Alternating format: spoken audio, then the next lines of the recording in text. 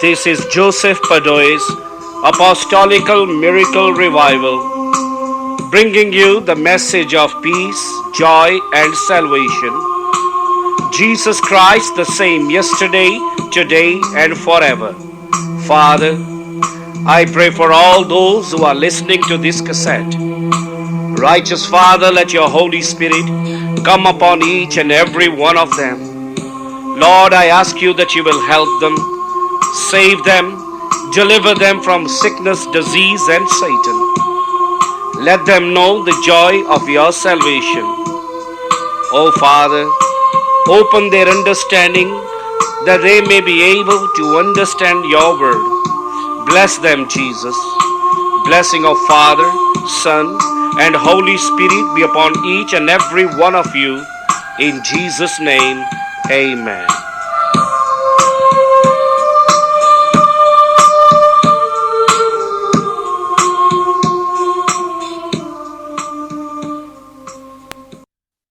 First Samuel chapter 5. Last week we read the ark was brought into the battleground when the Israel were fighting with the Philistines. But God did not help the battle for Jews to win because of their sins. And we heard that how Israel was defeated and they ran before Philistines. And the ark of the covenant was taken by the Philistines. This is first time that we hear that how the ark was stolen or taken by the Philistines. And the Philistines brought that ark to their country. There was much rejoicing. You can see people queuing in the street just to see this ark coming, believing that their god Dagon has brought victory and given victory to the Philistines. We read chapter 5, and the Philistines took the ark of God and brought it from Ebenezer unto the town called Ashdod. When the Philistines took the ark of God, they brought it into the house of Dagon and set it by Dagon. Dagon was a principal god or main god of Philistine. He was called also El or El Dagon. He's the father of Baal. His body, upper part is human, and the lower part of his body looks like a fish, like a mermaid. And he was the main god of the Philistines. And they had confidence in them, and they believed it is Dagon that has given them the victory. And they thought that Dagon is a great power, because look, we got the box of the God of Jews, we got his ark. This is the very ark, very God that fought for the Jews in Egypt. This is the very God they heard that how he parted the sea, how Pharaoh and his armies were drowned in that Red Sea. They heard about this God, ark, and the God of the ark, that how ark went round the town of Jericho 7 times, and how the walls of Jericho was brought down by this God. And now today the Philistines have stolen that God of Israel, and they've stolen his ark and brought it to the temple of their main God, into the temple of Dagon. They were rejoicing in the country of Philistine. People in Ashdod sang and they danced, and they gave glory to Dagon, the god of the Philistine, who have won the battle, given them the victory. There was much rejoicing. 3. And when they of the Ashdod rose early on the morrow, behold, Dagon was fallen upon his face to the earth before the ark of the Lord, and they took the Dagon, set him in his place. Now you see, God does not need any man to fight his battle. The God of Israel, if he's the true God, then he will fight his own battle by his own powers. They took the ark and they put it in the temple of Dagon. In the morning, when the priest went and he opened the doors of the temple of Dagon, what did he saw? That the statue of Dagon is fallen before the ark. And here God demonstrates the listen. He is greater. They were giving glory to Dagon, that God of Israel is greater than the God of the Philistines. And here, without any human hand, whole big statue is fallen down, as it were bowing before the ark of the covenant. The word of God tells us that every knee shall bow before Christ. And we know the devil bows his knees and man doesn't. But God has promised that one day everything and everyone will bow their knees before God, whether it is spirits or humans. And here you can see the very statue also bowing before Christ. And here it was, as it were, paying homage to the God of Israel. Verse 4 again, when they rose early on the morrow morning, behold, Dagon was following upon his face before the ark of the Lord. The head of Dagon and both the palms of his hands were cut off upon the threshold. Only the stump of Dagon was left to him. So what priests did? They lifted the statue, put it back on its feet. The next day, the priest comes again, open the doors of the temple of Dagon. This time, Dagon is again fallen before the ark, and his palms are broken, and his head is also broken. And here, God is showing again that he will destroy one day the kingdom of Satan. Though Satan is ruling this earth, though Satan seems a powerful angel on this earth, but one day the end of Satan will come also. That one day Satan will be broken. And here God was showing, listen, the hands of the Dagon that you trust is broken. The very Dagon that you trust, I've chopped his head off and is bowing before the ark. Showing to the Philistines, don't give glory to your God. That you got the ark not because of Dagon, but because God allowed the ark to be stolen. God allowed Philistines to take the ark. Why? Because of the sins of Israel. Not because the power of Dagon, not because the power of the God of Philistines, but because God allowed it, because disobedience of the Jews toward their God. And here God said that he will triumph over other gods. No gods can put Jesus into chains. But Jesus has got power to put all the gods into chain. And Jesus given his church a great commission. He says, whatever you bound on this earth will be bound in spiritual world. And here God is telling us not to fear Satan, no matter how great prince he appears to be, that the power of your God is greater than the power of Satan and all his angels. But you see the people in the world today, they're scared of ghosts, they're scared of apparitions, they're scared of demons, but they're not scared of God. And which is very strange. They are scared of the angels, but they are not scared of the Creator that created the angels. And the Bible tells us to fear God and not to fear these fallen gods.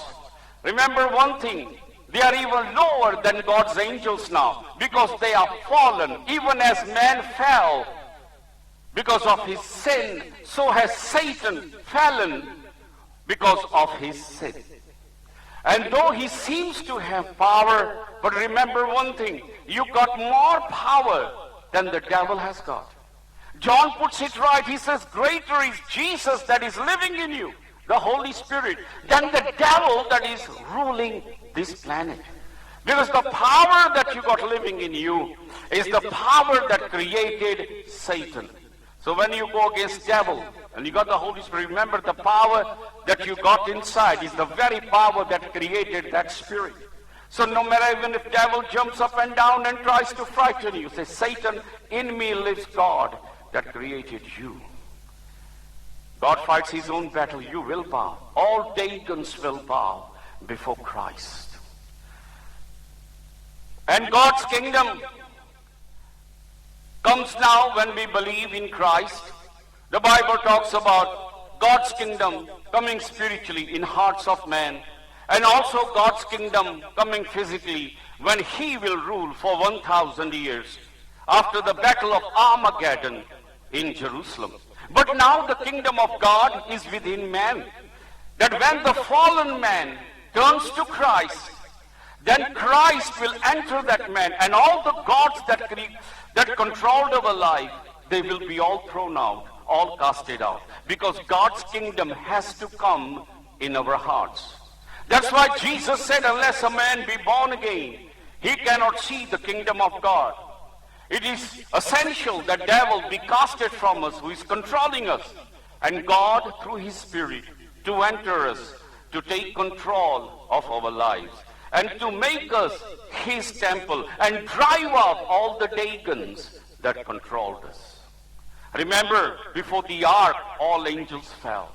Remember, before Christ, everyone falls. Even on the top of the ark, we see the cherubim looking down in the ark, knowing that Christ is superior. He's greater than cherubims and seraphims, and is greater than the angels.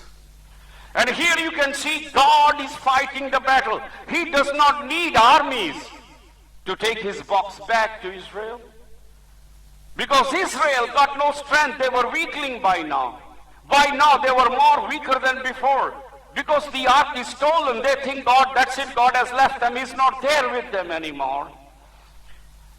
And there was not even one brave man to sum up the army, fight the Philistines, to take that ark of God back to Israel. Nobody in Israel tried to get the ark back. They knew it is impossible. The Philistines are strong. Their army is strong. They already been defeated. God has left them. The ark has gone. They had no strength to fight to bring that ark back home.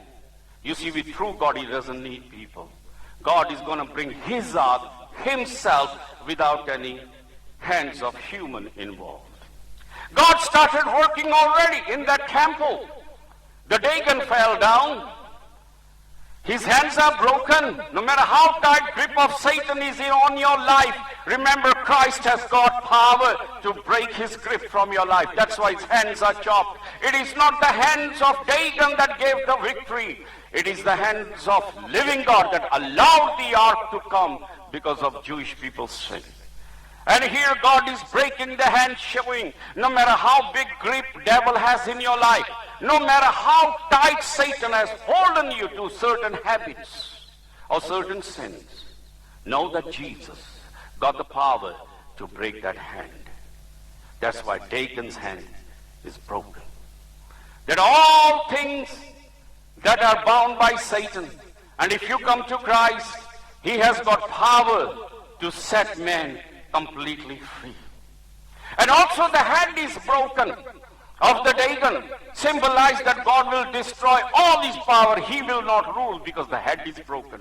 His rule and his grip will be broken from your life once Christ enters and comes to you. That's why the head of the Dagon is broken. Verse 5. Neither the priest of Dagon nor any that come into Dagon's house tread on the threshold of Dagon in Ashdod unto this day. But the hand of the Lord was heavy upon them of Ashdod.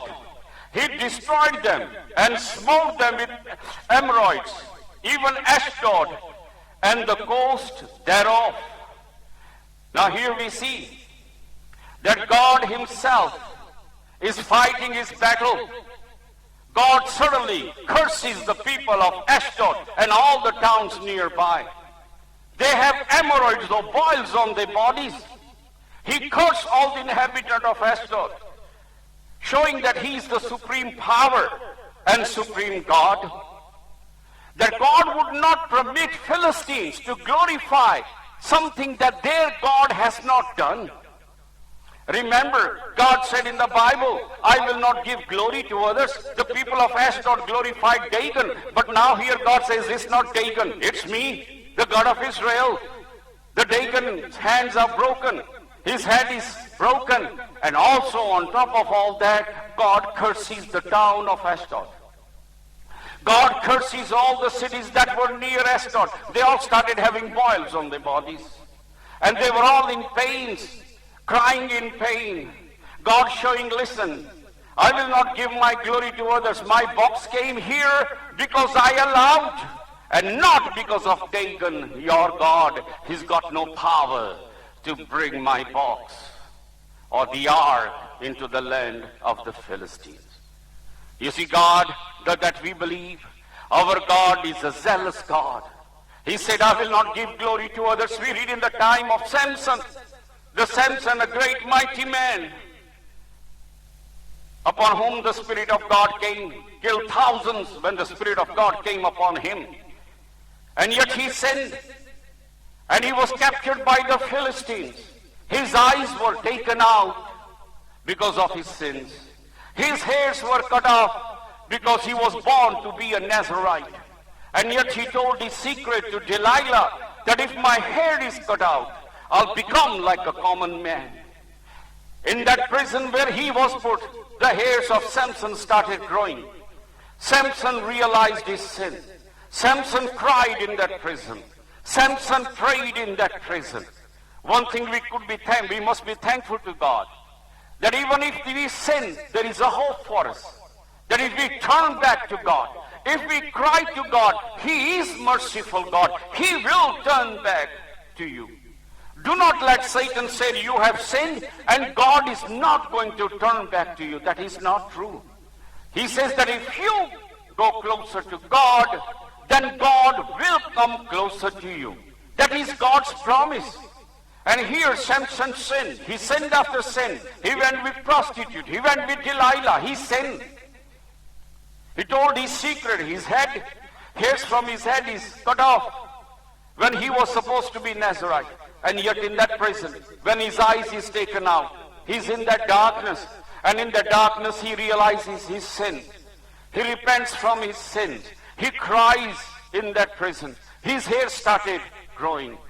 Then one day the Philistines, their masters and their lords of the Philistines were gathered together. And they were all in that one huge house which was standing on the two pillars. And they were eating and they were drinking.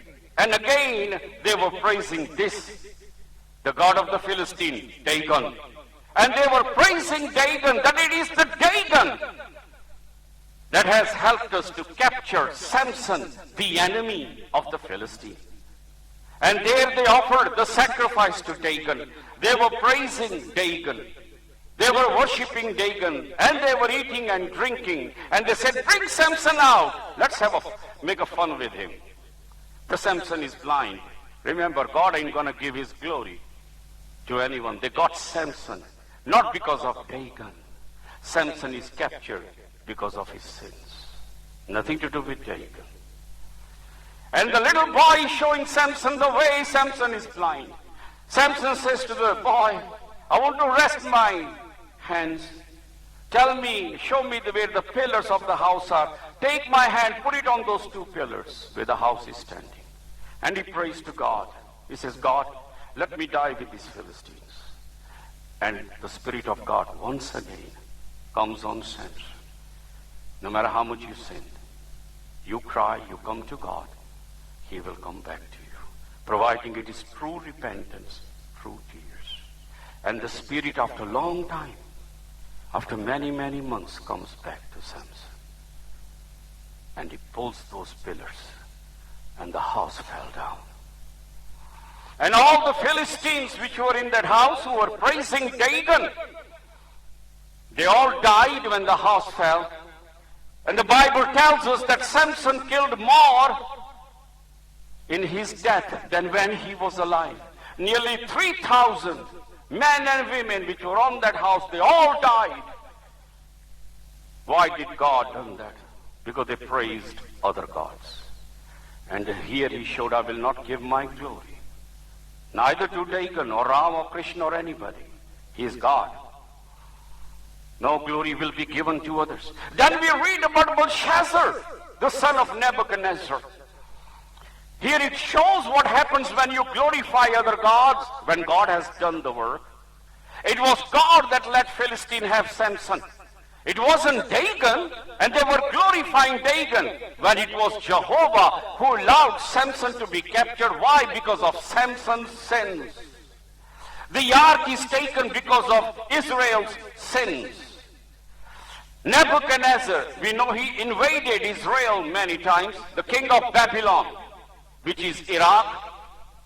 And Nebuchadnezzar stole the vessels of gold and silver which were in the temple of God. And he took those vessels and brought it to Babylon. Nebuchadnezzar was long gone and dead, and Belshazzar, his son, started ruling. And one day Belshazzar made a great feast. He invited all his lords and ladies and princesses, his wives, his mistresses, they were all there. And Belshazzar gives a command to his soldiers, bring all the vessels that my father has brought from Israel. And the storehouse was opened, and all the vessels that belonged to God was brought out, and they started drinking in those vessels, eating in those holy vessels, and they started praising the gods of Babylon. And as they were eating and drinking, and they were getting drunk, praising other gods, and suddenly the hand appears on the wall. And the fingers, when the Belshazzar sees the hands, everybody sees that hand appearing. Bible says Belshazzar's knees started knocking. He got weak in his knees because it was a real hand. And the hand started writing on the wall. Why? Because they did not glorify God. They misused his vessels, which were holy. And they were, with that vessel, they were glorifying the gods of Babylon and not the living God. And the judgment come. Belshazzar could not read that writing. Belshazzar invites all his wise men, the magician, the witch doctors, and he told them all, whoever will read and tell me the meaning of this writing, I will clothe him richly. Nobody can. He was told there is only one man can help you, Daniel. And the Daniel came and he read, and Daniel said, listen, it's a bad news. Tonight, you finished. You will die. And Persia, which is Iran, will take over your kingdom. And the very night, the Cyrus, the king of Persia, invaded Babylon, captured Babylon. And this capture was so easy because the gates, doors were open, they were all having parties, they just walked in. The very night judgment came. So God was not going to allow the Philistines glorify their God for coming of the ark when it was God who let that ark come. And this also gives us warning that we must glorify this God when something he does. There are many people from other religions, they've come to Christ for healing, but they will not glorify God. They will go back to their temples and glorify their gods. You know, many of them got ill again. I'm talking about in past. Still, many of them actually got ill again. Same sickness came again. Because he will not give glory to anybody. When Jesus does, you thank him. Not anybody else. Not Dagon. Not Baal. Not anybody else but Christ. Christ is fighting his own battle. He's going to free that ark. He doesn't need man. He doesn't need the armies of Israel. He doesn't need it. This God is strong enough. And we've seen that from the very first day that the ark entered the temple of Dagon, God started fighting his battles. Twice we've seen Dagon fallen before him. And now in verse 6 we read that God cursed the people of Ashdod. He cursed the people living in nearby cities of Ashdod. All that region was cursed. And they all had emerald. They all had boils, blisters. Verse 7. And the man of the Ashdod saw that it was so. So they said, the ark of God of Israel shall not abide with us. For his hand is sore upon us, and upon Dagon our God. They come to realization. He says, this God is very powerful. He's not just cursing us. He's also cursing our gods. That his curse is upon us and also upon Dagon. Look what he done to Dagon. Look what he done to his statue. He's not just cursing us. He's also cursing our gods. And that's what God will do. First he will destroy the very God that you're trusting in. And then he'll come after you. In Egypt, the very first curse that comes by Moses is that the river Nile is turned into water. Because the Egyptians believed that river Nile was a holy river. It was their God. And here is God striking Nile first. He's letting all that water change into blood. Before he hits you, he'll hit your God. And here he says that his hand is powerful, not just upon us, but upon our God, Dagon. This is not just stories that we are reading. This is reality, showing that how powerful this God is. God is giving us confidence. Don't take notice what devil is saying or doing, or how powerful he looks. Know that your God has got power to destroy every other god that comes in his way or stands in his way. Verse 7, and the man of Ashdod saw that it was so. They said, the ark of God of Israel shall not abide with us, for his hand is sore upon us, and upon Dagon, our God. Now you see, God is fighting, get rid of this ark, take it from here. Slowly God is bringing that ark back to Israel. He doesn't need armies. He doesn't need me and you or people. He is strong enough to bring his ark there. And they are from here. Now they knew that this is the hand of God of Israel. Please, they heard what he has done in Ashdod. We are all powerful. He's more powerful than Dagon is. Verse 8. And they sent therefore and gathered all the lords of the Philistines unto them, and said, what shall we do with the ark of the God of Israel? And they answered, let the ark of God of Israel be carried about unto God. They carried the ark of God of Israel about thither. First of all, they thought probably it's just coincidence. But the people of Ashdod says, well, whatever it is, take the ark. We don't want it here. And the ark comes back to the second big city of Philistine, to the city of God.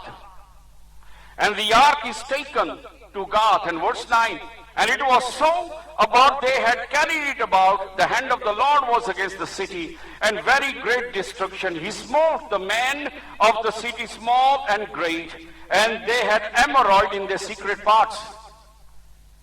So the ark is taken to God. They say, okay, we'll see if it is coincidence or really the hand of this God.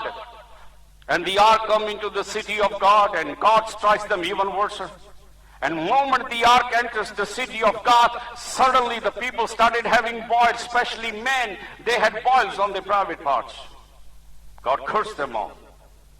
He doesn't need nobody.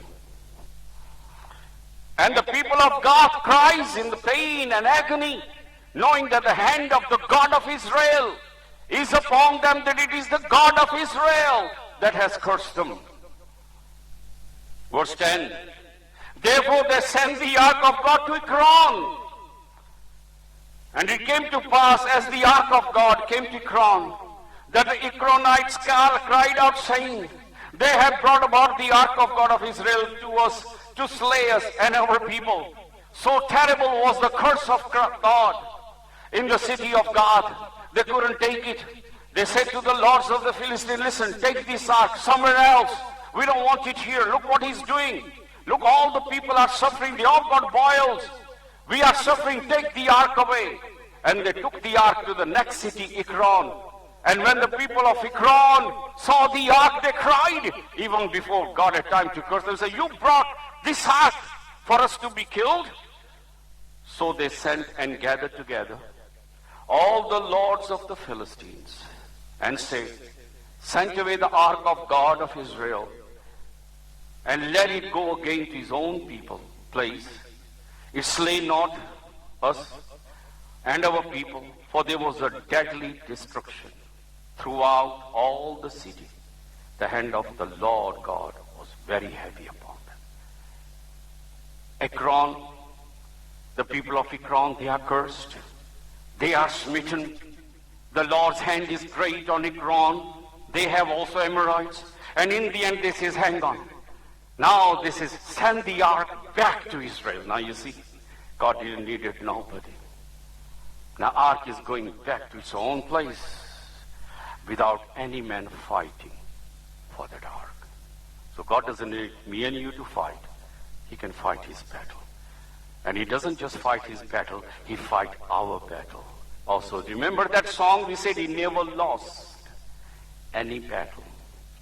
And when we are going through struggle, we give ourselves to God, knowing that he never loses any battle. No matter how big that battle is, we all have many battles in our lives, is to give that battle to God. And he's able to fight those battles on our behalf and able to save us. And they gather all the lords of the Philistines, all the leaders of Philistines, and they had a big meeting. They said, listen, we got to do something about this ark. This ark is killing the people of Philistines. He's destroying them without any armies. God is killing hundreds and thousands of people. They said, send the ark back to Israel from where it has come. See, great power of God. They've stolen the ark. Not really stolen, God let them have it. And now they are desperate to send the ark back. Knowing that this ark is very powerful. The God of this ark is very, very powerful. The God of this ark fights the battle. God will do anything to save that ark, because that ark is Christ. When we look in that box, which is called ark, there's only three things. The rod of Aaron, the priestly rod, symbolized Jesus as a high priest. Tablets of 10 Commandments symbolize Jesus, the lawgiver. In the jar, there is manna, symbolize Jesus, the bread of life. Christ is that ark. And they decided we got to take the ark or send the ark back to its own country, because this God is, his hand is too heavy, he's destroying people all around. People are dying like flies. They are crying in their boils, in their pains. 12. And the man that died not was smitten with emerods, and the cry of the city went up to heaven. We can see how much torment those people are. The Bible says their cries went to heaven. That means they really cried loud. Many, many people died who didn't die. They were in terrible pains because of the boils that were on their bodies. And they cried. They cursed, because nobody can hold Christ. But he can hold other gods. But nobody can bind this God. So in this Bible that we read the story, that how God is capable to fight his own battle, that we must trust God also that he's able to fight our battle. No matter how battle seems big to us, great to us, no matter how many enemies we have, know that God is able to fight our battle. You know, David had this confidence in his God. He said, even though I'm surrounded by the enemies, and David had experience. He was surrounded so many times with the armies of Saul. He says, even though I'm surrounded by enemies, his faith was in God. That no matter how many military force is against him, God will deliver him. See, today we are led to believe that God is a weakling. Led to believe that God is just man's idea, a myth. Led to believe God doesn't exist. These are not stories. These are reality. We who are here, we know the difference. We know this God does exist. We know it's not a fairy tale that we are believing. We are not brainwashed that this God is real God. He does move. Many times it is true. He doesn't move straight away. He doesn't move in our time. But he will definitely move if you hold on, because he moves according to his time. All of us has been in some difficulties, and all of us in our lifetime since we come to Christ have experienced that in the end he has delivered us. No matter how many enemies we have and they came against us both, they never destroyed us. We are still here because of Christ. Otherwise our enemies would have walked all over us, finished us. They didn't, because of Jesus Christ. He will fight for you. And remember, he's very strong. So next time you look at Jesus, he's not Dagon, he's not like other gods. He's very powerful. The Bible calls him God of gods. He destroyed the gods of Egypt. He destroyed the gods of Babylon. He destroyed the gods of the Philistines. All those races that came with the signet of their gods, lifted the statues of their gods, even in battle they were all destroyed. As for Jews, when they went to battle, they carried no god. And whereas the Philistines, they would carry the images of their gods high and march forward. The God of Israel was unseen, invisible God, but a real God and powerful God. The gods of the Philistine was visible. You can look at him. But he didn't talk. He didn't walk. He didn't move his hands. Whereas the invisible God moved. Amen. Our Father, who is in heaven, holy be your name. Your kingdom come. Your will be done. In earth as it is in heaven. Give us this day our daily bread, O Lord, and forgive all our sins, as we forgive those who have sinned against us. Let's not be led in temptation, O Lord, but deliver us from evil. For yours is the kingdom, the power, and glory, through Jesus our Lord. May the blessing of Jehovah, His Son Jesus Christ, the power of the Holy Spirit be on you. May God of Israel make His face to shine on you. May the Lord bless you in Jesus' name.